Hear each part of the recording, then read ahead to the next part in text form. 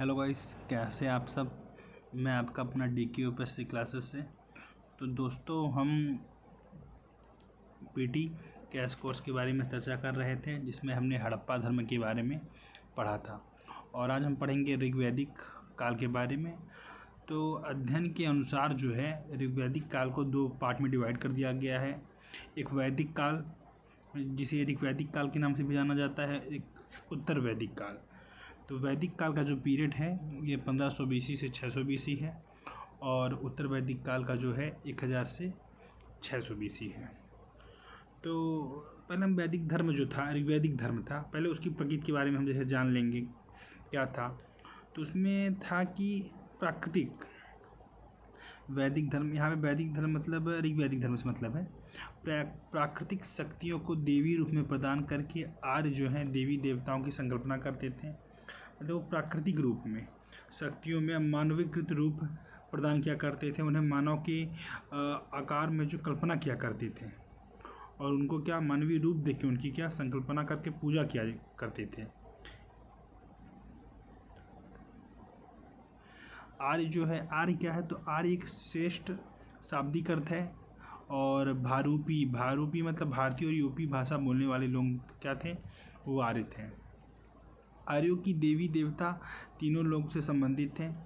और आर्य के जो देवता थे वो 3 लोगों से संबंधित थे। पहला आकाश से, दूसरा अंतरिक्ष, तीसरा पृथ्वी।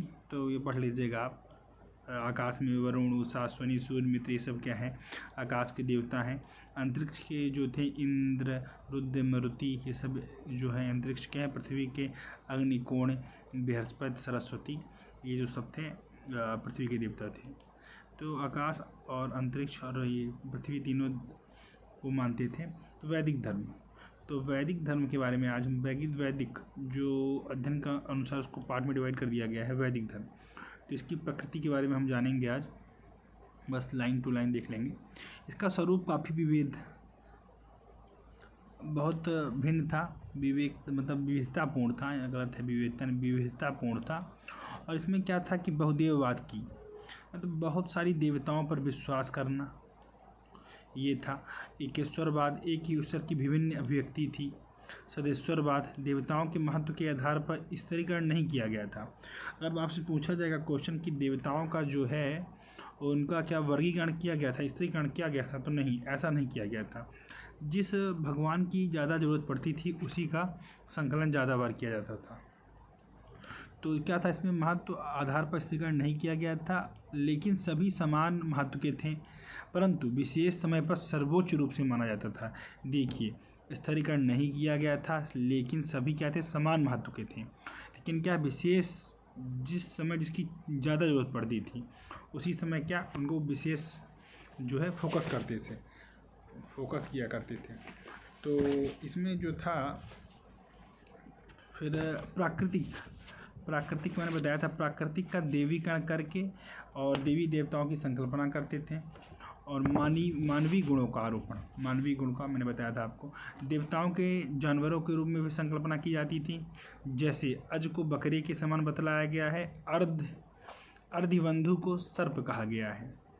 और जो पूजा होती थी, पूजा का माध्यम यज्ञ, स्तुति, वंदना, प्रार्थना, ये सब के लिए था, जिसमें अग्नि और कुंड आहुति देना पड़ता था। लेकिन ये भक्ति, आपसे पूछेगा भक्ति था, तो भक्ति नहीं था।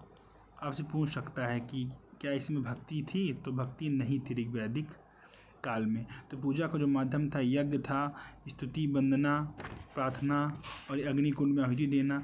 अग्नि को जो है ना, अग्नि को जो देवता थे उन्हें एक दूसरे से क्या किया जाता था कि उन्हें भक्त और भगवान के बीच जो था माध्यम का काम करने के लिए उन्हें माना जाता था, जिससे भौतिकवादी जो मांगे हैं वो पूरी हो सके। और जो अग्नि देवता हैं, जो इनको सबसे ज़्यादा बार इनका क्या है, 200 सूक्त इनके बारे में चर्चा मिला गया है। मतलब आवाहन में जो किया गया है, तो सबसे ज़्यादा आवाहन इंद्र देवता 250 सूक्त समर्पित हैं, फिर अग्नि देवता के बारे में समर्पित है, और फिर वरुण देवता 33 सूक्त जो हैं इनके बारे में समर्पित हैं। ये छोटी मोटी जानकारी, ये पूछा नहीं जाएगा। और जो कम स्तुति वाले देवता थे उनमें से सूर्य देव थे, पवन देव, और अश्विनी देव, रुद्र, विष्णु, प्रजापति ये भी थे।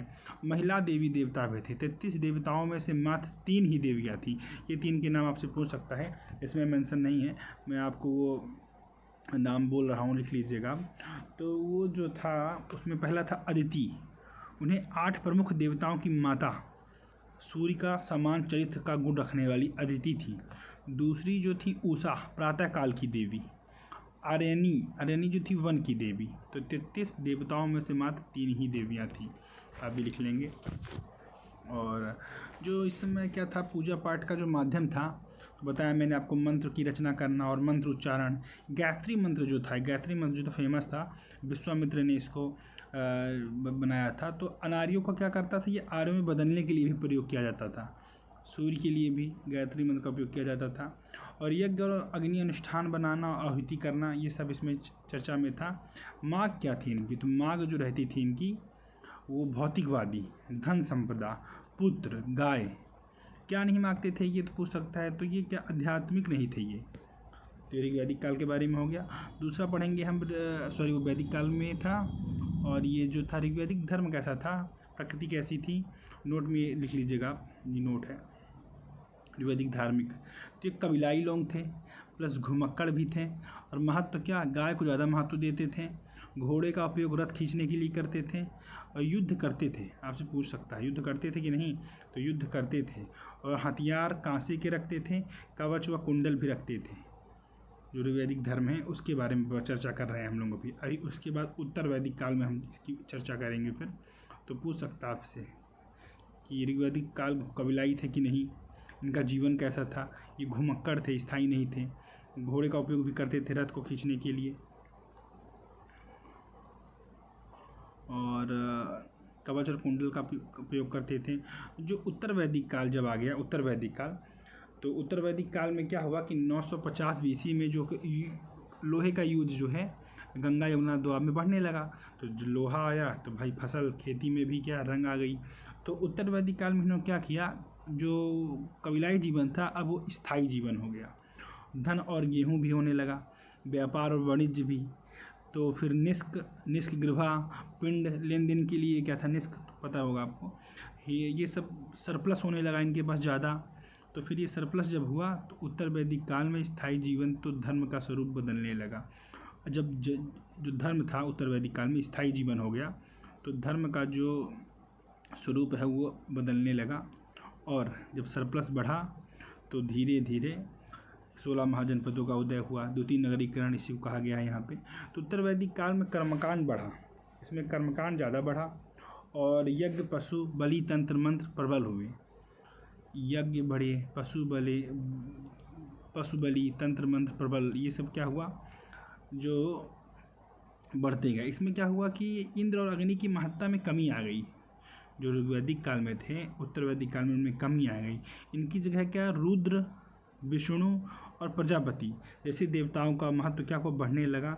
लेकिन जो देवियाँ थी उनका जो महत्व है अब भी कम ही था। तो इसमें त्रिमूर्ति की संकल्पना बताया मैंने, जैसे आपको रुद्र, विष्णु और ये प्रजापति। अंबिका, उमा देवी ये सब थी, लेकिन वही महत्व कम था। स्वर्ग, नरक, पुनर्जन्म, प्रबल ये सब देने लगे। पंच महायज्ञ की संकल्पना जो है उत्तर वैदिक काल में हुई थी। इसमें देव यज्ञ पहला है, भूत यज्ञ, पितृयज्ञ, जो पिता का श्राद्ध जो करते हैं, मनुष्य यज्ञ, वेदान अध्ययन यज्ञ, ये सब है। तो इसी के अंदर क्या है, जैसे कि इनकी क्या थी, मंत्र उच्चारण करते थे। पशु बल, बैलों की हत्या करना शुरू कर दी, यज्ञ करते थे। मांगे क्या थी, मांगे वही भौतिकवादी थी। तो अंतर करने के लिए कभी कभी कहा जाता है ऋग्वैदिक काल और उत्तर वैदिक काल में।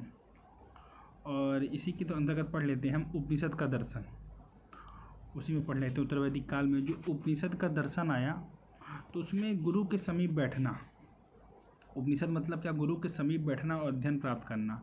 तो तत्व मीमांसा एवं ज्ञान मीमांसा के विभिन्न पक्षों पर विचार किया गया। इसमें पहला है ब्रह्म विचार। ब्रह्म विचार क्या कहा गया, वास्तविक सत्य क्या है, ब्रह्मा है।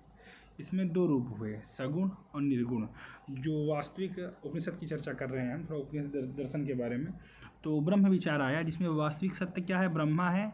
इसमें 2 रूप है, सगुण और निर्गुण।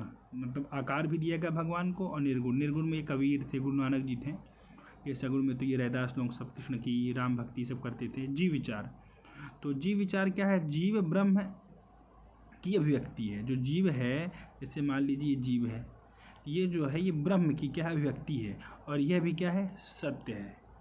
जगत, तीसरा जगत है, तो जगत क्या है? नश्वर है। जगत क्या है? नश्वर है, एक दिन नष्ट हो जाएगा। तो जगत को क्या नश्वर बताया गया है? सबको नहीं, भौतिक तत्व विद्यमान है।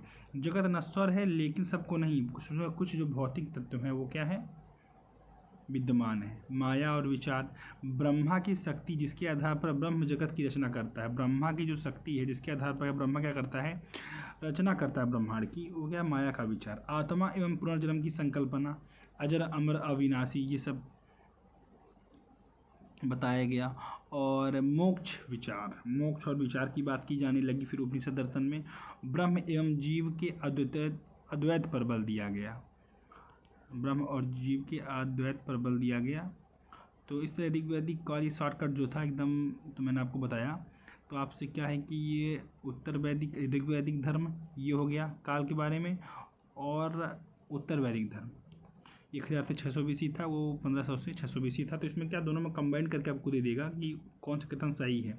धान और गेहूँ की खेती करते थे कि नहीं करते थे, स्थायी जीवन था, कबीलाई जीवन था, तो ऐसे क्वेश्चन बन सकते हैं।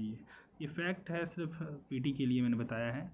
तो थैंक यू, कीप वॉचिंग, देखते रहिए। नेक्स्ट वीडियो में 6वीं शताब्दी में जो हुआ हलचल था, धार्मिक वाद विवाद की क्रांति, दार्शनिक वाद विवाद जो होते थे, उनमें मैं चर्चा करूँगा।